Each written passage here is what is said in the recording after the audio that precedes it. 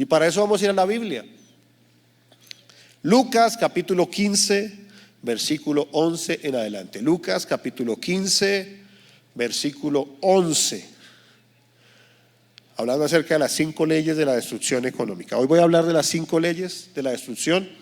El próximo domingo voy a hablar, si Dios me da vida y en su voluntad, 5 leyes de la restauración económica.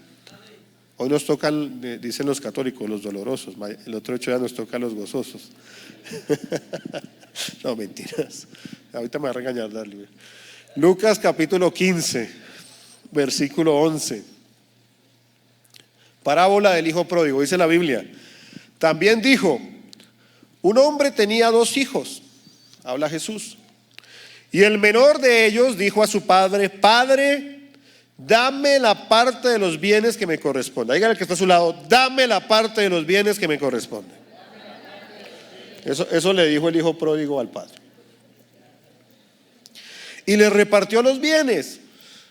No muchos días después, juntándolo todo, el hijo menor se fue lejos a una provincia apartada y allí desperdició sus bienes viviendo perdidamente.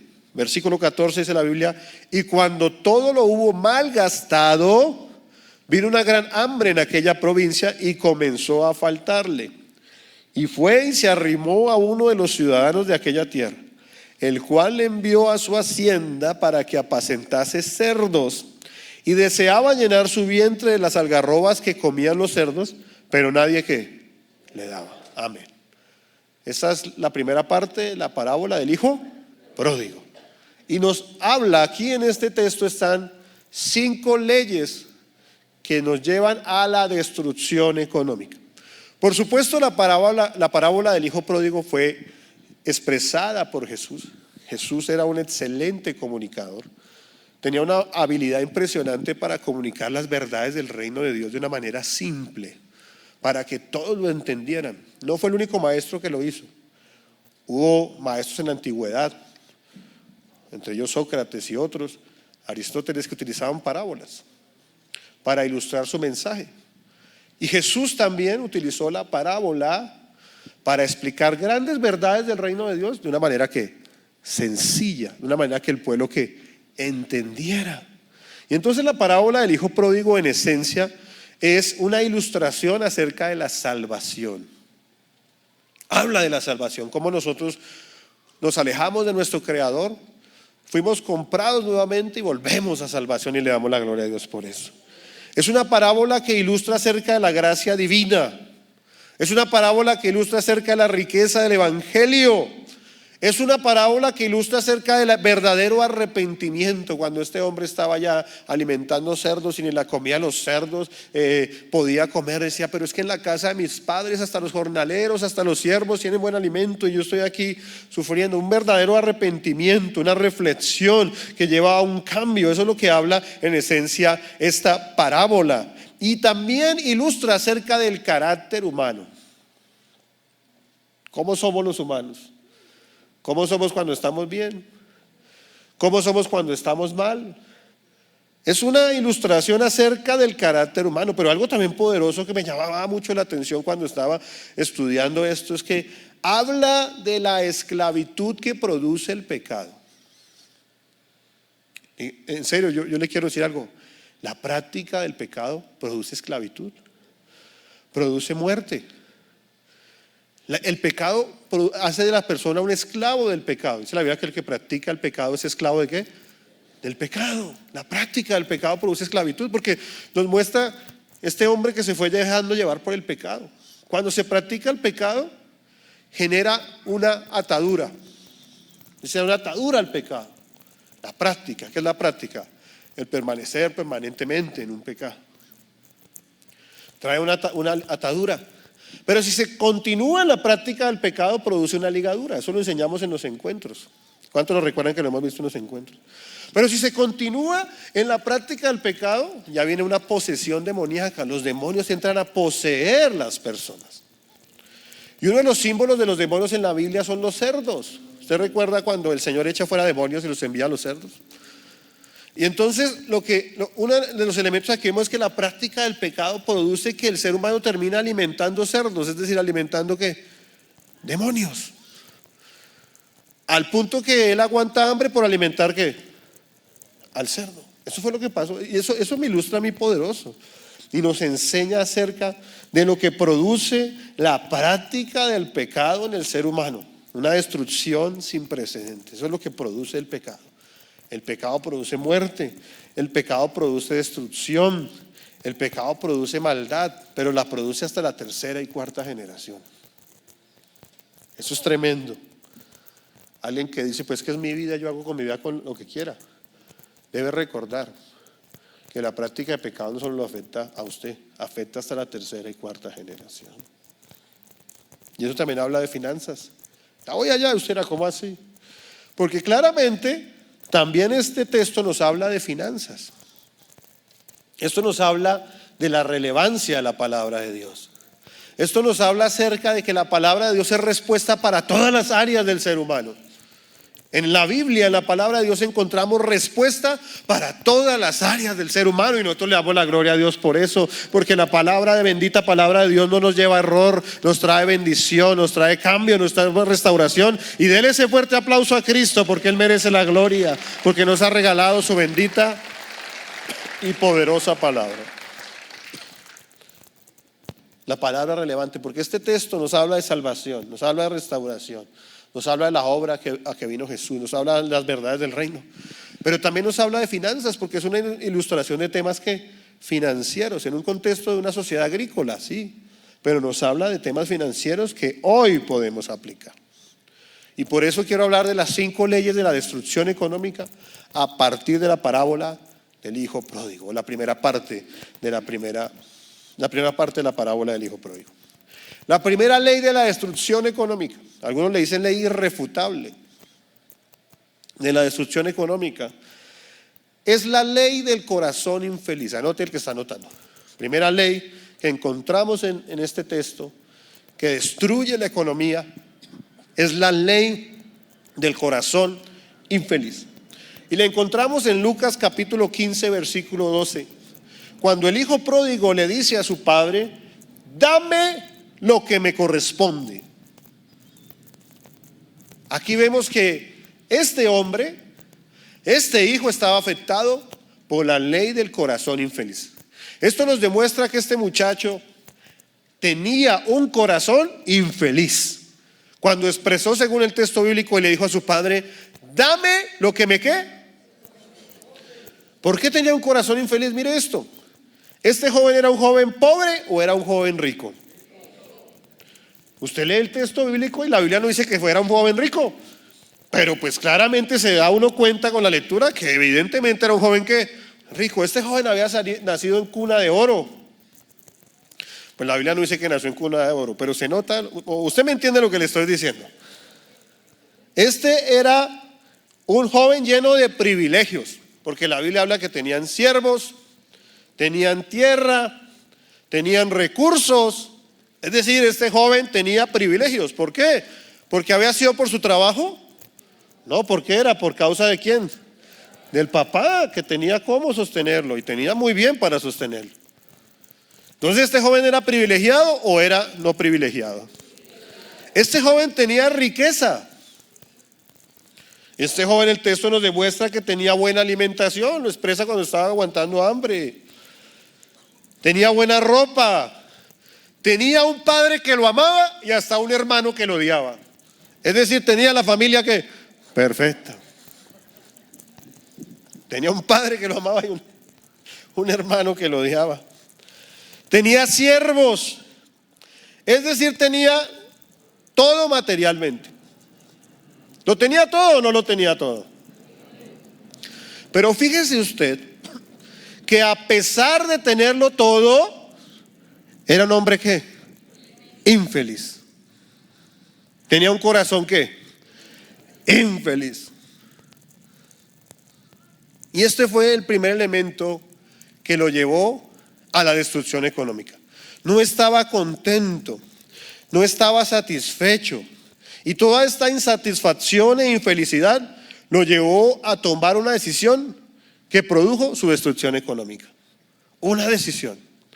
Muchas veces ustedes y yo hemos tomado decisiones basadas en nuestra infelicidad que nos ha llevado a destruirnos ¿qué?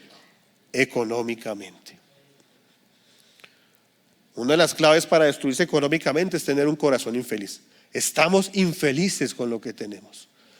Necesitamos más, porque si no tenemos más, entonces no somos felices. Y esta fue una ley que en vez de llevarlo a crecer, lo llevó a ¿qué? A destruirse. Y mire, hoy como cristianos o como iglesias o como ministros de Dios, tenemos que reconocer que en la iglesia cristiana hay infelicidad y hay corazón infeliz. Y uno de los grandes responsables somos los predicadores, porque nos hemos olvidado de enseñar a la iglesia la doctrina del contentamiento. Hoy la predicación del evangelio se convirtió en las iglesias: Dios te va a bendecir, Dios te va a dar, siembra y te va a ir mejor. Y entonces muchos se han frustrado porque han tenido muchas expectativas por causa del mensaje, y muchos han dejado de seguir al Señor porque se han ido frustrados porque no han visto la bendición que ellos esperaban sobre su vida. ¿Eso está pasando o no está pasando? Pero también se nos ha olvidado, escuche esto, enseñar una doctrina bíblica que es la doctrina del contentamiento. Diga conmigo, doctrina del contentamiento. Es una doctrina bíblica, está en la Biblia y se ha perdido de los altares. Ya no se enseña en estos altares el contentamiento. Al no enseñarse en los altares acerca del contentamiento, pues ha desaparecido del pensamiento y del corazón del cristiano. Y lamentablemente hemos caído en un escenario en el cual incluso Dios se ha convertido en el amuleto del cristiano para crear lo que quiera, lograr lo que quiera. Y eso no es bíblico, déjeme decirle. Eso no es lo que enseña la Biblia. Mire, vamos a la Biblia, Primera de Timoteo capítulo 6, versículo 8 en adelante. Primera de Timoteo capítulo 6, versículo 8 en adelante, que nos habla acerca del contentamiento. Y el apóstol Pablo expresa lo siguiente, miren lo que dice. Ya la tenemos ahí, sí, bien. Así que, teniendo sustento y abrigo, estemos contentos. Miren lo que dice el apóstol Pablo. Dice, así que teniendo sustento y abrigo, estemos contentos. ¿Qué le dice el apóstol Pablo a la iglesia? Le dice a Timoteo.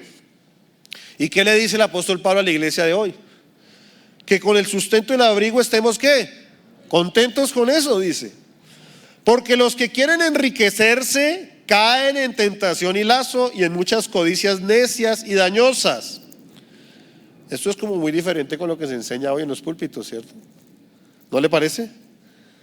Dice, porque los que quieren enriquecerse caen en tentación y lazo y en muchas codicias necias y dañosas, que hunden a los hombres en destrucción y perdición. Versículo 10 dice, porque raíz de todos los males es el amor al dinero, el cual codiciando a algunos se extraviaron de la fe y fueron traspasados de muchos dolores.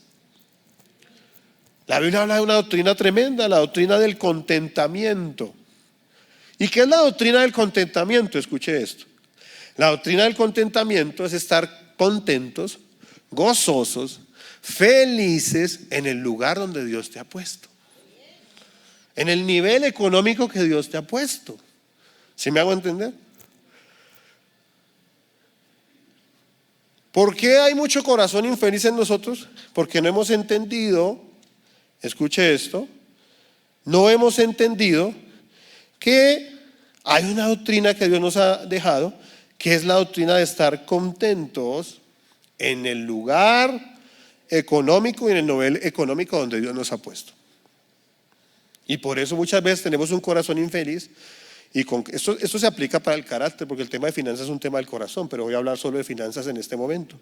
Y por eso muchas veces cometemos errores financieros por tener un corazón infeliz, es decir, estar inconformes con lo que tenemos. Nos sentimos frustrados con lo que tenemos. Y por estar frustrados con lo que tenemos, cometemos ¿qué? Errores financieros. Mire, esto pasa mucho en los jóvenes. Esto pasa mucho en las parejas de recién casados. Yo llevo 3 años de casado. Muchas veces nos falta contentamiento. ¿Por qué? Mire, escuche esto. las empresas, la publicidad, hoy se invierte millones de publicidad, millones de dólares en publicidad para generar en la gente que inconformismo.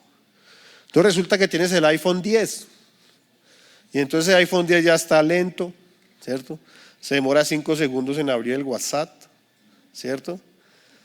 Y entonces genera en ti un inconformismo. No quieres tener el 10, quieres tener el 15, ¿cierto? De platino es que no. Bueno, recuerdo, salió uno aquí con una aplicación que sale más rápido. Y ni siquiera el 10. Algunos tienen el 14 y ya quieren desechar el 14 y comprar ¿qué? El 15, porque ya salió ¿qué? El 15. Y si no tengo el 15 me siento ¿qué? Infeliz. Y entonces las empresas gastan millones, inyectan millones de dólares para que la gente consuma. Pero también usted tiene Instagram, tiene redes sociales y empieza a observar estilos de vida tremendos. Mire, yo conozco gente cercana, sí, Dios les ha dado buenos trabajos, pero amigo, o sea, viajar cada 15 días a Cartagena, tomarse fotos en un yate. ¿Cuánto vale alquilar un yate? Por ahí cada 2 meses viaja a Europa y uno dice, pero ¿cómo? O sea, ¿cómo? Venga, ¿cómo? ¿En serio? ¿Cómo? Y entonces todo el mundo observa, las redes sociales han hecho mucho, las enfermedades mentales o el aumento de la enfermedad mental en esta época tiene que ver mucho en el estilo de vida que las redes sociales le imponen a la gente y la gente se frustra porque tiene un corazón que infeliz porque no logra el objetivo del estereotipo que le plantea una red social. Y entonces, tremendo eso. Entonces queremos tener eso, porque no estamos contentos con lo que, ¿qué? Con lo que tenemos. Queremos tener lo que vemos, lo que hizo el compañero, lo que hizo el vecino, ese que estudió conmigo en el bachillerato y mire, uy, ya está por allá tomándose una foto en Grecia, ya, ¿cierto? Y entonces no, yo tengo que tenerlo. ¿Por qué? Porque estoy ¿qué? Infeliz. Entonces me quiero comprar un televisor, de esos televisores curvos, ¿no? Bonito, ¿cierto? Y entonces no tengo plata para comprármelo, pero me lo quiero comprar porque si no lo compro estoy ¿qué? Y entonces como no tengo plata, ¿qué hago? Dicen alguien, credit card, ¿cierto? Pase la credit card. Pero resulta que la publicidad me dice que el televisor solo, esto ya es como viejo, ya está desactualizado, pero nos sirve de ejemplo. El televisor solo por sí mismo no sirve, necesitamos un teatro en casa, un home theater, ¿cierto? Entonces que ponga sonido por arriba, sonido por abajo, sonido por los lados, sonido atrás. Que cuando el agua golpee en la pantalla usted hasta se moja y todo, ¿cierto? Y entonces, pero no tengo plata, ¿qué hago si no tengo plata? ¿Qué hago? Dígame qué hago. La solución, la tarjeta de crédito. Pero llego a la casa con mi televisor y con mi teatro en casa y me doy cuenta que cómo hago, necesito un sofá para poder ver televisión. Y entonces me compro ese sofá que hace masajes, ¿cierto? Que se reclina, que tira corrientacitos es que estoy muy estresado, estoy trabajando mucho, necesito relajarme. Pero no tengo plata, entonces ¿qué hago? El tarjetazo, dijo el hermano ya. El tarjetazo, ¡pa! Pero cuando me doy cuenta, ese televisor se ve muy solo allá en la pared, entonces me toca comprar un mueble, ¿cierto? El famoso mueble de madera. Pero tampoco tengo plata, entonces ¿qué hago? Más tarjetazo. Entonces imagínese usted, y por ahí súmele que eso fue porque vio que el vecino compró un televisor. Entonces, compró el televisor, compró el teatro en casa, compró el sillón, compró y ya la tarjeta la copó y no le alcanzó para el Netflix. Bueno, en fin, compró todo, pero perdió la paz. Perdió la libertad. Y ahí es cuando empieza. ¿Cuántos creen que Dios está hablando? Ahí es cuando empiezan a volar los platillos en la casa. Ay, aleluya. Dios nos está hablando. Ahí es cuando empieza la pelea con la esposa. Porque es que no hay cómo pagar. Y entonces toca sacar de aquí, sacar de acá, sacar de allá, sacar de acá. Y entonces ya no alcanza para esto, entonces viene el conflicto. Y viene la pelea. Y en esencia hemos comprado esas cosas, pero hemos perdido la paz y la libertad. ¿Cuántos creen que Dios nos está hablando? La primera ley de la destrucción económica es el corazón, ¿qué? Infeliz. Se tiene un corazón infeliz. Mira lo que dice la Biblia. Proverbios capítulo 22, versículo 7. Proverbios capítulo 22, versículo 7. Dice: el rico se enseñoreará de los pobres, y el que toma prestado es siervo del que presta.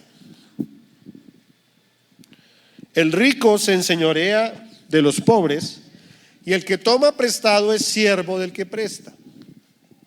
En esencia, la deuda es una esclavitud moderna. Bueno, antigua también. Es un modelo de esclavitud. La Biblia dice que el que presta, el que pide prestado, es esclavo del acreedor. Es decir, que en esencia la deuda es esclavitud, y nosotros voluntariamente nos hemos puesto los yugos de la esclavitud. Mire, estaba mirando esto, y en Colombia, escuche esto, el porcentaje de ingresos que la familia colombiana en promedio invierte en deuda, en pagar deuda al mes, pasó del 31 al 40% en el último año. Es decir, que ya el promedio, ¿no? Porque dirá, uy, no, pues yo estoy bien. Ese promedio es mentira, porque yo gasto el 70% de mi sueldo en deudas. Que el Señor reprenda al diablo. Los hay, ¿cierto? Pero el promedio, sumando el uno y restando el otro, ¿no? El promedio de la familia colombiana que invierte pasó del 31%, antes se invertía el 31% en promedio en deuda, en pago de deuda mensual, subió al 40%. Es el más alto nivel de endeudamiento desde el año 1995 en Colombia. La morosidad pasó del 4.8 al 8.6 en el último año. Pues ¿cómo no? Si es que las tasas de interés están altísimas. Yo recuerdo hace como 8 meses, un poquito más tal vez, yo ya me venía hablando de esto, iba cambiando, y entonces en X, ahora se llama la red social X, un funcionario de un banco, incentivando el crédito, decía: es que esta es la forma que uno debe manejar las tarjetas de crédito para comprar, que si compro un jean, y hace el ejemplo de un jean, que si compro este jean a crédito, bueno, en fin. Y entonces yo le decía: pues yo creo que usted no tiene la autoridad moral de hablar, ya que es funcionario de una entidad bancaria. Entonces el tipo me respondió y me dijo: perfecto, entonces no compres jeans. Eso fue lo que me dijo. Y empezó las bodegas, bruto, ignorante, bestia, con una tasa de usura del 49%. Hermano, yo creo que usted tiene que salir de acá, agarrar las tarjetas de crédito, meterlas al horno microondas a 200 grados durante los 6 minutos. Se lo digo con toda honestidad. Este no es el tiempo de tener tarjetas de crédito, no lo es.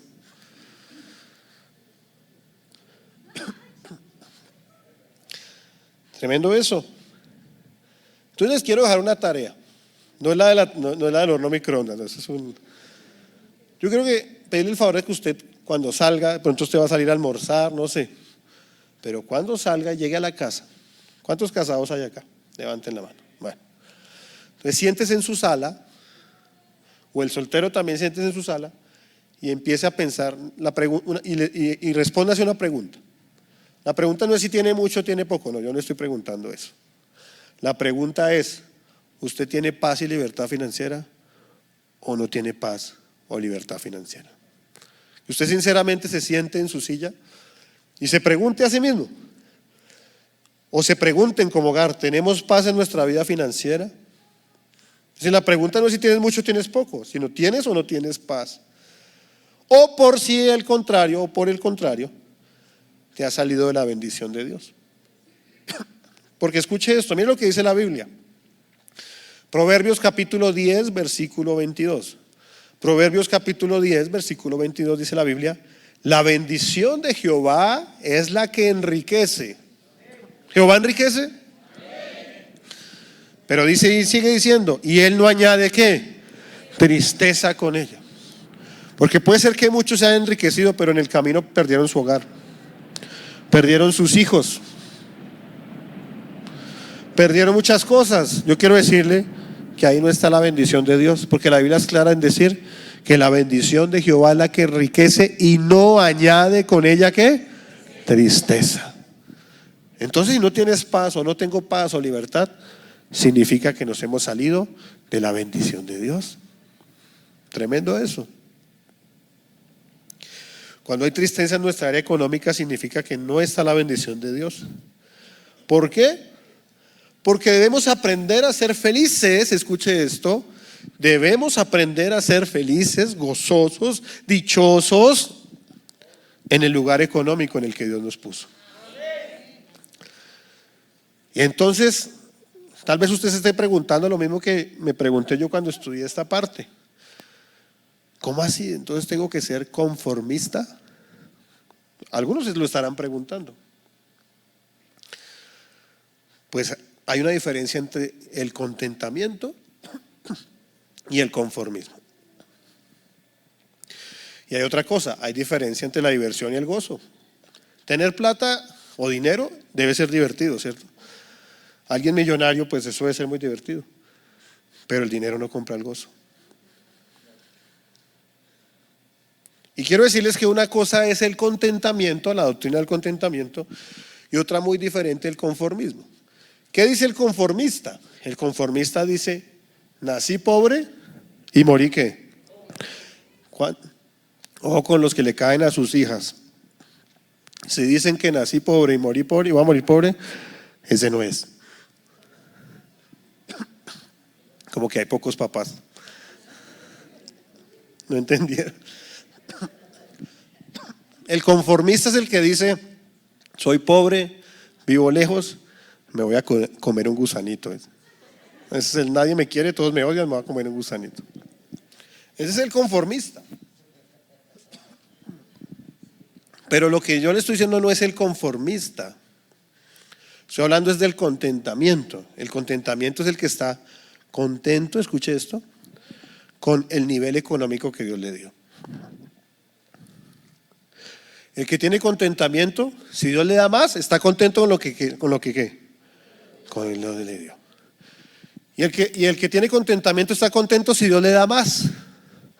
Pero también está contento si Dios se lo quita. Yo por eso estoy contento. Dios nos permitió tener la curul negativa 3 periodos. Pero Jehová dio, Jehová quitó, y a Dios sea toda la gloria por los siglos de los siglos.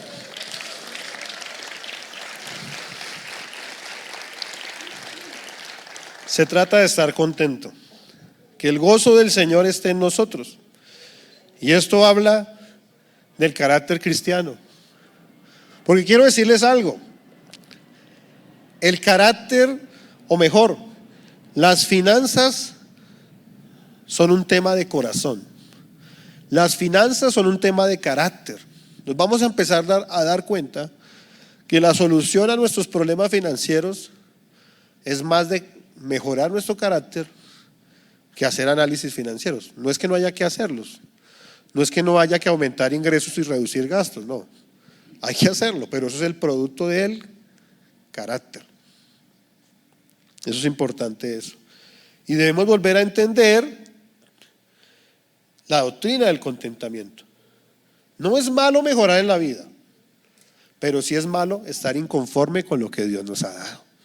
Entonces Dios te dio una cicla y estás triste porque quieres es una moto. Dios te dio una moto y estás triste porque quieres un carro. Dios te dio un carro y estás triste porque quieres un helicóptero como la vicepresidenta. Pero la Biblia nos habla de que estemos contentos en el lugar en el que Dios nos ha puesto, y le damos la gloria a Dios por eso. Dígale: Padre, gracias, Señor, gracias por lo que me has dado. Estoy agradecido contigo, Señor. Estoy agradecido contigo. Filipenses capítulo 4 versículo 12.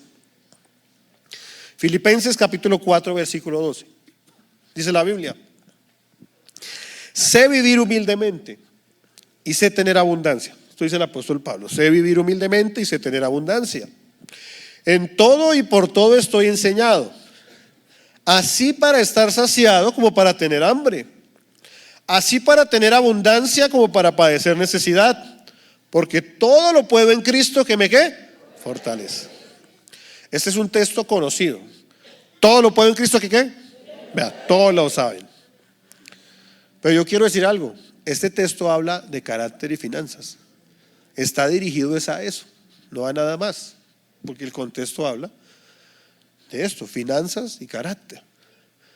El apóstol Pablo está diciendo: sé vivir en abundancia como sé vivir en necesidad, ¿cierto? Sé vivir bien como sé vivir mal. ¿Por qué puedo vivir bien o puedo vivir mal? O mejor no, ese no es el término. ¿Por qué puedo vivir en abundancia o en escasez? ¿Por qué lo puedo hacer? Porque todo lo puedo en Cristo que me fortalece.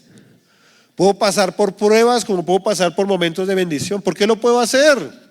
Porque a pesar de que el vecino de al lado me dice, o el compañero de trabajo: ¿y dónde está su Dios ahora? ¿Se lo dicen o no se lo dicen? ¿Sabe por qué lo podemos hacer? Porque todo lo podemos en Cristo que nos fortalece, y a Él amamos, a Él bendecimos y a Él damos toda la gloria.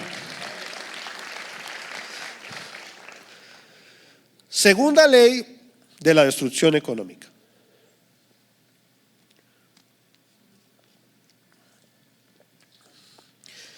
Yo sí le digo de todo corazón: invite a hermanos, amigos, conocidos, porque esta palabra va a ser de bendición para muchas personas.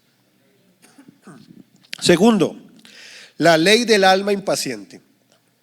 Es la segunda ley de la destrucción económica. La ley del alma impaciente. Volvemos al versículo 12 de Lucas capítulo 15. Y en el versículo 12 de Lucas capítulo 15, vuelve y dice, o repito lo que dije en el primer punto, donde el hijo pródigo le dice al padre: dame lo que me ¿qué? Corresponde, dame lo que me corresponde. Aquí vemos también no solo la ley del corazón infeliz, vemos también la ley de un alma impaciente. ¿Por qué? Porque este hombre quería, ¿cuándo lo quería? Como dice el comercial de Servientrega: hoy mismo, ¿sí lo han oído? Todo lo queremos que, y esta es una sociedad que todo lo quiere que, ya. El hijo pródigo tenía derecho a una sucesión. Eso se llama en derecho, la doctora Alba me corrige, el derecho real de herencia. Es decir, ¿tenía derecho a una herencia? Sí. Pero ¿cuándo se causa ese derecho? El término jurídico es el causante. Cuando hay un causante, es decir, cuando su padre ¿qué? Falleciere. A partir de que su padre falleciere, él tendría derecho a su ¿qué? A su herencia. Pero este hombre no quería su herencia, o no quería esperar a tener su herencia hasta que su padre muriera. ¿Cuándo la quería? La quería ya. Y entonces, oiga, este tipo sí es sinvergüenza, ni siquiera esperó que el papá se muriera. Hola. Pero nosotros somos iguales. ¿Cuándo queremos ese viaje a Europa? Eso. ¿Cuándo queremos la casa? Ya. ¿Cuándo queremos dejarnos de bajar del Volvo de Transmilenio al Symbol? Bueno, pero ¿cuándo queremos? Ya. Pero si anda en Volvo, ¿por qué prefiere el Symbol al Volvo? O sea, ¿cuándo se quiere? Ya. Todo lo queremos ya. ¿Y cómo hacemos para lograr lo que queremos ya? Pues no hay otra forma sino que la deuda. Entonces se escribe una frase, o se dice una frase tremenda: compro ahora y ¿qué? Pago después.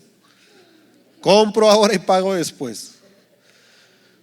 Pero el cristiano de buen testimonio, o sea que nos toca arrepentirnos, empezando por mí, no compra ahora y paga después, sino ahorra ahora y compra después. Pero no, la ley del espíritu impaciente quiere todo ¿qué? Ya. Entonces a los hermanos del primer culto les da un ejemplo. Dos hombres jóvenes, con recién casados, profesionales, con buenos trabajos, exitosos. Y entonces está el hombre 1 y el hombre 2. Qué revelación, ¿cierto? Dos hombres, el hombre 1 y el hombre 2.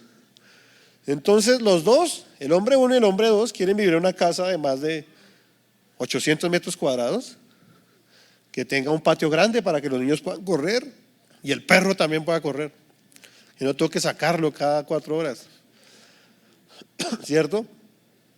Si tiene piscina, maravilloso. Y habitaciones para todos los hijos. ¿Cuánto cuesta esa casa en Bogotá? Por ahí 2.000 millones de pesos. Póngale 2.000. Puede ser más, pero para efectos de este ejemplo. Los dos la quieren, el 1 y el 2. Bueno, resulta que el 1 y el 2, entonces el 1 tiene la ley del espíritu impaciente.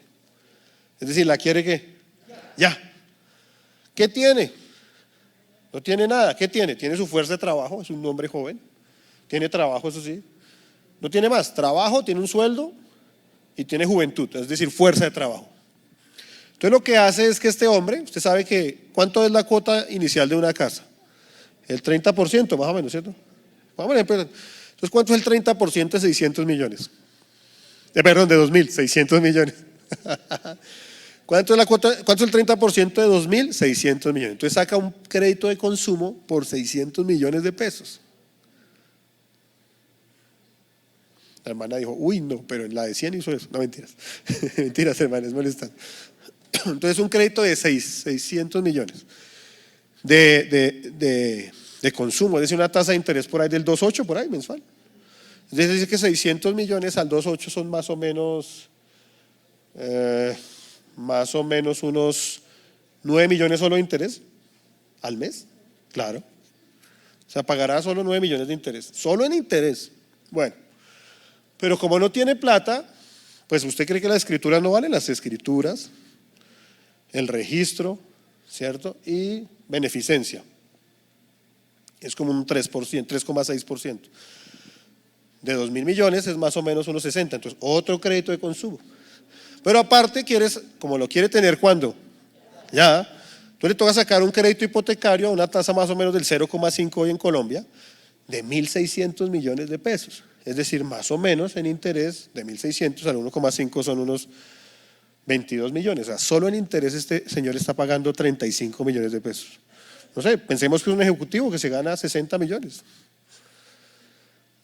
Tremendo eso. Solo está pagando en intereses como 35 millones de pesos. ¿Se hace eso hoy en día o no se hace? Bueno, no lo haga en una casa de 2.000, haga en una casa de 200. Igual. Pero está el otro, el número 2, el hombre 2, que quiere esa casa. Se pueden ganar lo mismo, 60 millones los dos. Y entonces este señor lo que va a hacer es que va a ahorrar 20 millones mensuales. Va a ahorrar.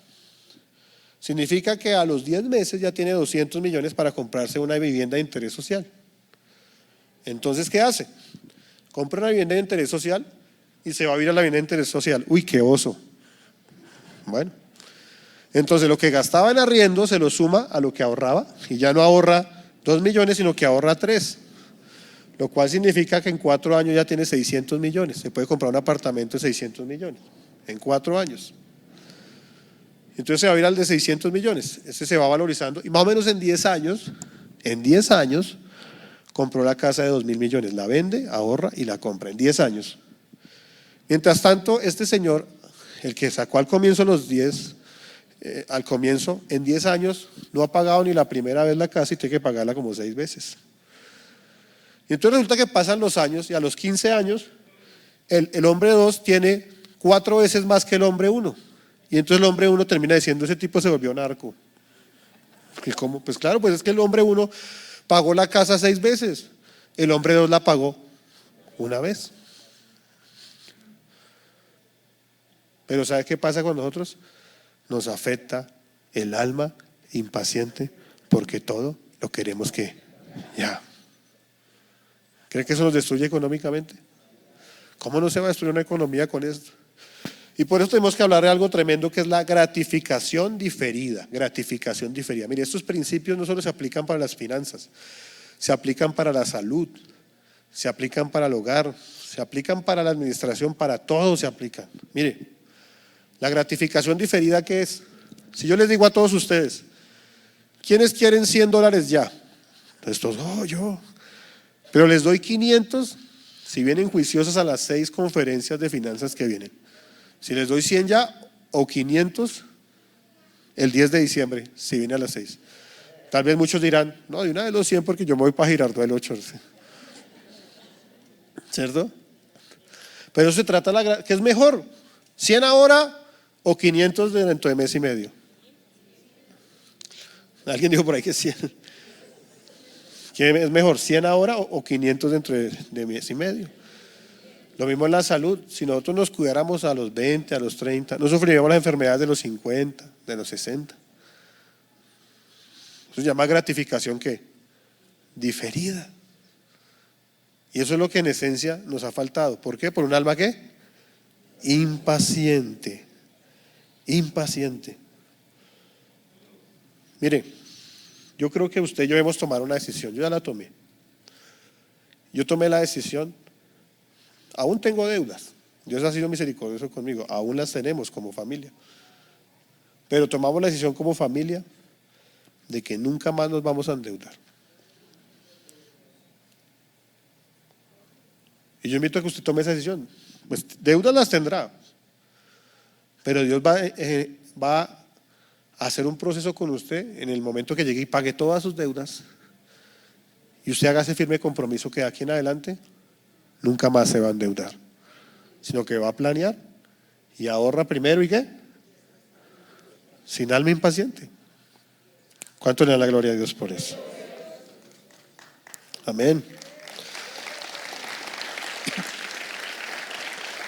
Número 3, otra ley de la destrucción financiera. La ley del espíritu independiente. Dios me ha hablado mucho en esta ley, a mí como persona. Número 3, la ley del espíritu independiente. Miren lo que dice el versículo 13. Versículo 13. Dice, juntándolo todo, habla del hijo pródigo, juntándolo todo, se fue lejos a una provincia apartada. Otro tercer ley que nos lleva a la destrucción económica, el espíritu independiente. La primera es el corazón, ¿qué? Infeliz. La segunda es el espíritu, ¿qué? Impaciente. Y la tercera es el espíritu, ¿qué?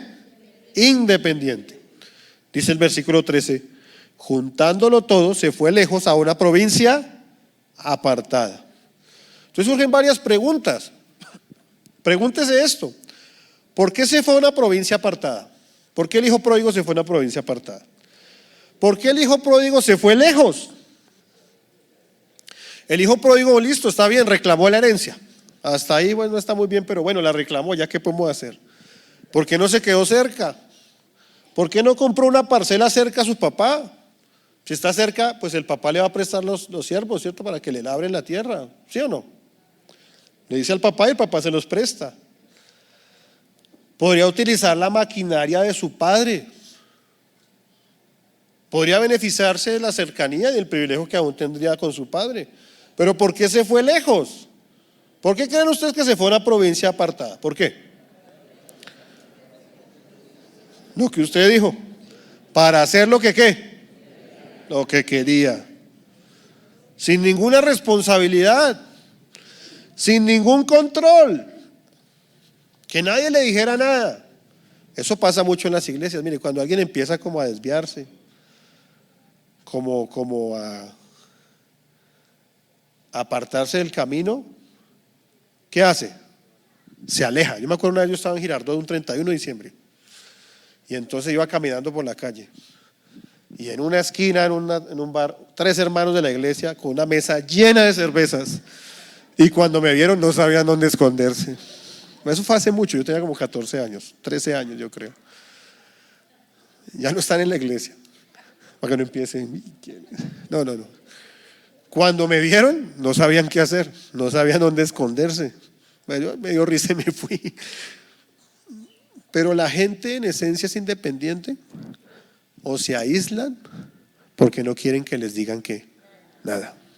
No quieren que les digan nada. Eso pasa mucho en la iglesia. Cuando la gente empieza a caminar mal, se aísla, se hacen los bravos, no contestan, no aparecen. ¿Por qué? Porque quieren tener un espíritu ¿qué? Independiente. Y dice la Biblia que este joven se fue a una provincia ¿qué? Apartada, a una provincia lejos. En esencia, como ustedes lo dijeron, para que nadie los controle, para que nadie ejerza un control, no tengan que asumir una responsabilidad. Pero quiero decirle algo, mire, lo mejor que le pudo haber pasado a ese muchacho en ese momento era que alguien que verdaderamente lo amara le cantara sus 4 verdades. Le dijera, mire, usted se está equivocando, usted está derrochando el dinero que con tanto esfuerzo su papá le dio. ¿Qué le pasa? Aterrice. ¿Cierto? Tal vez no hubiera sido el momento más cómodo para ese muchacho. ¿Hubiera sido cómodo o incómodo? Muy incómodo. Pero hubiera sido lo mejor que le hubiera pasado en la vida. ¿Sí o no? Pero ¿qué pasó? El espíritu independiente hace mucho daño. El espíritu independiente genera muchos problemas. Tremendo eso. Mire, yo le quiero decir algo. Ustedes son privilegiados. ¿Por qué? Porque Dios les ha dado unos pastores, el pastor Gerardo y la pastora Marta, que han dado mucho fruto en esto. Son personas que han vivido toda la vida estos principios. Es más, Dios los ha usado. Ustedes saben que mis padres son pastores de pastores. Y hay iglesias que han dejado los principios y han tenido unas crisis económicas terribles. Y Dios los ha usado para levantar iglesias que tenían crisis económica. Ellos tienen toda la autoridad para aconsejarles. Entonces yo les quiero decir algo, mire, al primer problema, al primer mes que usted no pueda pagar el arriendo, al primer mes que usted no pueda sostener sus necesidades básicas, al primer mes acuda a los pastores. Pero no acudan para que les den para el arriendo, no, eso no es lo que le estoy diciendo. No, pastor, es que estoy mal, présteme para el arriendo o deme una ofrenda, y si no la den, ¿y dónde está el amor? ¿Por qué no me dieron para el arriendo? Esta iglesia no tiene amor, me voy para otra. No, yo no estoy yendo para eso. Yo le estoy diciendo es que busquen un consejo. ¿Por qué? Porque el espíritu independiente hace mucho ¿qué? Mucho daño. Destruye. Genera problemas. Y ese fue el problema de este hombre, que se fue lejos para que nadie le dijera nada. Hoy el cristiano moderno tiene eso, él no le gusta que nadie le diga nada, él quiere hacer todo como quiera. Y el espíritu independiente es una de las claves de la destrucción del ser humano, no solo en las finanzas, sino en todas las áreas. Mire lo que dice Eclesiastés capítulo 4 versículo 9. Eclesiastés capítulo 4 versículo 9, vea, dice: mejores son 2 que 1. Y el soltero dice: ay, amén, gloria al Señor. Porque tienen mejor paga de su trabajo. Porque si cayere en el uno, levantará a su compañero. Pero hay del solo, que cuando cayere, no habrá segundo que lo levante. Versículo 11. También si 2 durmieren juntos, se calentarán mutuamente más. Y el soltero vuelve y dice: amén. ¿Cómo se calentará uno solo? Y si alguno prevaleciere contra uno, 2 le resistirán, y cordón de 3 dobleces no se rompe pronto. También mire, ¿cuántos casados hay acá? Hay que hacer presupuestos unidos, no pueden haber bolsas divididas. Deben consultarse mutuamente los esposos, los gastos que se hacen, deben estar de acuerdo. No, es que yo soy la cabeza. Eso dice la Biblia, aquí mando yo y sujétese, mujer. No falta la hermana que dice: amén, gloria a Dios.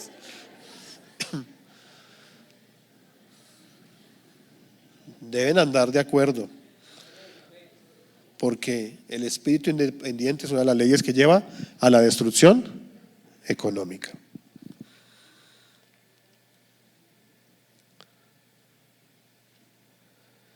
Número 4. Cuarta ley que lleva a la destrucción económica. Número 4. La ley de la mente desorganizada. ¿La ley de la qué? Mente desorganizada. Entonces ya dijimos, número 1. ¿Cuál es la número 1? ¿El corazón qué? Número 2. ¿El espíritu qué? ¿El alma qué? Número 3. ¿El espíritu qué? Número 4. La mente qué? Desorganizada. La mente desorganizada. Dice el versículo 13. Versículo 13 dice: se fue lejos y allí vivió perdidamente. Vuelve y dice: se fue lejos y allí vivió ¿qué? Perdidamente. Pero también el versículo 14 habla de cuando todo lo hubo malgastado. Cuando todo lo hubo ¿qué? Mire, hay algo tremendo, y Dios también nos ha hablado mucho de eso, y a mi vida personal, y es el tema del orden. Cuando no hay orden en una iglesia, Dios no obra. Cuando no hay orden en una familia, Dios no obra. Cuando no hay orden en una persona, Dios no obra. Dios obra en el orden, no en el desorden. Miren lo que dice Génesis capítulo 1. Dice que la tierra estaba desordenada y vacía. Había desorden. Y lo poderoso de ese texto es que cuando uno observa dice: y el Espíritu de Dios, cuando el Espíritu de Dios entra en acción, empezó a traer ¿qué? Orden. Orden. Empieza a venir orden en la creación. Se separa la luz de las tinieblas. Se separa las aguas de la tierra. En fin, empieza a venir ¿qué? Orden. Y entonces pasa del desorden al ¿qué? Al orden. Y entonces viene a decir que la tierra estaba desordenada y vacía. Finaliza el capítulo 1 de Génesis diciendo que la creación era buena. Y dijo Dios, dijo que era buena ¿en qué? En gran manera, porque eso es lo que produce orden. Asimismo en las finanzas, cuando hay desorden, pues Dios no puede obrar. ¿Cuántas personas que están aquí tienen deudas? Levante la mano sin temor. Yo soy el primero. Bueno, ¿quieren ver milagros de Dios en el área financiera? Pues póngale orden a sus finanzas. Es decir, debemos tener un presupuesto. Vamos a trabajar eso en las siguientes semanas. Incluso les voy a facilitar un presupuesto. Un modelo de control de gastos. Pero eso necesita orden. Si ya se metió en deuda, bueno, ya hoy nos vamos a arrepentir, vamos a cambiar de actitud, ¿sí? Dios se va a glorificar, pero tiene que hacer cambios. Primero, debe haber orden. Si usted tiene una tasa del 2,5, véndala al otro banco que se la dejan el 1,2. Eso se llama ¿qué? Orden. Haga un plan de pagos más allá del banco. No pague la cuota mínima, no cometa ese craso error, para no decir algo más. Pero hay que poner ¿qué? Orden. Tiene que reducir gastos, nos toca. Mire, algo aquí tremendo es que la Biblia nos enseña, ese texto donde Jesús habla de que no podemos servir a dos señores. No podemos servir a Dios y a las ¿qué? Dice: no, ese yo lo cumplo perfecto, yo sirvo a mi Señor, pero yo eso de rico, no, yo no quiero ser rico. El Señor reprenda al diablo. Eso no dice el texto. El texto dice que no puedes servir a Dios y a Mamón, que es la traducción en griego, que es el Dios de las riquezas. Es decir, ¿sí? Que las riquezas se hagan un Dios, que para ti sea más importante ser rico que Dios, ¿cierto? Que te esfuerces mucho, o sea, que uno tiene que esforzarse, no diciendo que no. Entonces ahora no dice el vago, no, pues el pastor dijo que no me esforzara, no estoy diciendo eso. Pero que sea la única prioridad, que el ser financiero, eso no es de Dios, porque está sirviendo más a las riquezas que a quién. Y uno no puede servir a Dios, a dos señores, o sirve a Dios o sirve a quién. Pero no es solo eso, porque el dinero es un buen esclavo o un buen siervo, pero un pésimo amo. Pésimo amo. Entonces no es solo que no tenga vida por tener más y tener más y tener más, no es solo eso. Es que pierdas tu paz financiera por las deudas, no servir a las riquezas, porque te haces esclavo y no puedes servir a Dios con libertad, porque tienes que trabajar para pagar esas deudas y tienes que trabajar más y horas extras y esforzarte. ¿Por qué? Porque te has vuelto ¿qué? Esclavo. Pero también eres esclavo del Dios Mamón, cuando te prestas para el soborno, si tienes un cargo público para la comisión, ¿cierto? La tajada, la coima. O cuando si eres taxista le pones un muñeco al taxímetro. Eso es servir a mamón. Cuando el lechero rinde con agua la leche. Cuando la pesa se altera. Pero no solo eso. Cuando no se pagan los impuestos que son, le sirve a mamón o a las riquezas. Pero no solo eso. No solo eso. Cuando compras algo chiviado. El CD pirata en San Andresito para verlo el domingo. 3,000 pesos. Antes de que salga en cine ya lo te encontré. En el San Andresito era 68, aquí en Las Rojas con 68. O cuando compras algo robado. A algunos Dios les está hablando, ¿sí o qué? Allá en la 19 con Caracas, celulares robados. Hace 3 meses. Bueno, mi mamá me hizo recordar. No fui yo, le presté el carro a un amigo. Mi amigo lo dejó en la calle y le robaron el espejo. Entonces la fácil era irse para el 7 de agosto. 400,000 pesos y en 10 minutos ni mi esposa se enteraba, ¿no? Maravilloso. Y yo estaba estudiando esto.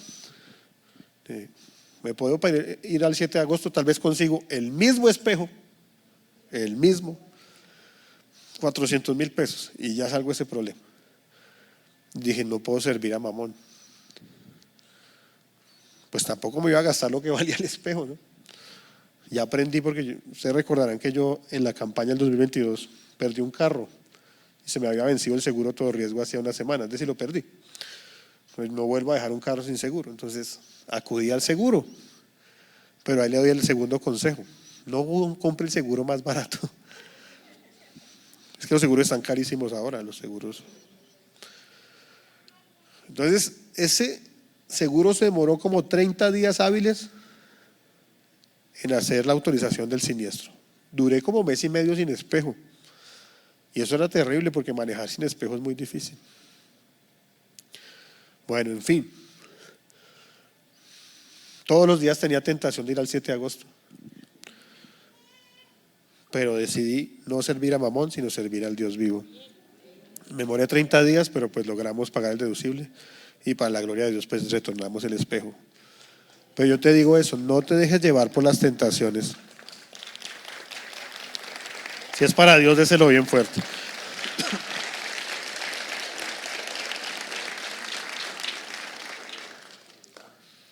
No podemos servir a Dios y a las riquezas. Darly me dijo, ¿por qué no hablo más de eso? Es que para eso son las otras 5 enseñanzas. Pero debemos ser muy organizados. Mire, hay que ser muy organizados. Yo les digo, por ejemplo, eso lo vamos a ir viendo, pero 1, hay que tener un ahorro para la vejez. Hace unos meses yo estaba aquí en el patio de la iglesia y un hermano se me acercó y uno pues, a veces como hasta sarcástico, ¿no? Oiga, hermano, lo veo últimamente más en la iglesia, qué bueno, gloria a Dios. Sí, hermano, es que me pensioné y ahora voy a servirle más al Señor. Yo, qué bueno. Pero uy, hermano, estoy pasando una crisis compleja financiera porque se me bajaron los ingresos en un 40%. Alguien podría decir, no, pues es que yo para qué ahorro en la vejez si ya llevo 1,200 semanas cotizadas. Ya no me cubre la reforma pensional de Petro. Pero hermano, en el régimen de prima media es el promedio de los 10 años de salario por un 65%, si no estoy mal. Es decir, que más o menos le va a llegar el 60% del último salario. Entonces, ¿qué estamos preveyendo? Y eso es los que se pensionan para la vejez. Si tenemos hijos pequeños hay que ahorrar para sus universidades desde ya. Pero debemos tener ¿qué? Orden, organización. Porque la mente desorganizada es uno de los principios de la destrucción económica. Mira lo que dice Proverbios capítulo 27, ya estoy terminando. Proverbios capítulo 27, versículo 23 en adelante, dice la Biblia: sé diligente en conocer el estado de tus ovejas y mira con cuidado por tus rebaños, porque las riquezas no duran para siempre y será la corona para perpetuas generaciones. Las riquezas no duran para siempre. Miren lo que le pasó al hijo pródigo. Cuando ya destruyó todo lo que tenía, además de que destruyó todo lo que tenía, vino una crisis muy grande en la tierra donde estaba. ¿Pueden venir crisis al país donde vivimos? Pero ¿quiénes son los que están más preparados? Los que guardan los principios de la palabra de Dios en el área de las finanzas. Número 5, y para finalizar porque ya me extendí mucho. Número 5, la ley de la siembra y la cosecha. Esta puede ser una ley de destrucción o de bendición o restauración. La ley de la siembra y la cosecha. Dice el versículo 14: cuando ya lo había malgastado todo, sobrevino una gran escasez en la región. Lo que les estaba diciendo hace unos segundos. Cuando ya lo había malgastado todo, sobrevino una gran escasez en la región y él comenzó a pasar necesidad. ¿Sabe qué pasa? Todo lo que uno siembra cosecha. Todo. Dice Gálatas capítulo 6 versículo 7. Gálatas capítulo 6 versículo 7 dice la Biblia: no os engañéis, Dios no puede ser burlado, pues todo lo que el hombre sembrare, eso también que segará. El hijo pródigo sembró un corazón infeliz. Ojo con esto, escuche esto, que esto Dios le está hablando y me está hablando. El hijo pródigo sembró un corazón infeliz, sembró un alma impaciente, sembró un espíritu independiente, sembró una mente desorganizada y por consecuencia cosechó la pérdida de provisión, prestigio, poder, posición y pureza personal. Hay un proverbio africano, no es bíblico, pero nos ilustra. Si siembras un pensamiento, cosecharás una acción, para bien o para mal. Esto es para bien o para mal. Si siembras un pensamiento, podríamos decir, si siembras un buen pensamiento, cosecharás una buena acción. Si siembras un mal pensamiento, cosecharás una mala acción. Si siembras una acción, cosecharás un hábito, malo o bueno. Si siembras un hábito, cosecharás carácter. Si siembras carácter, cosecharás un destino.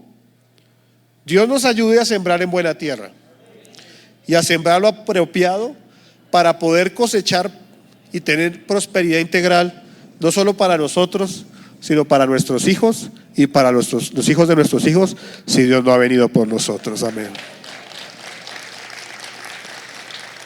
Póngase en pie y vamos a orar en esta mañana.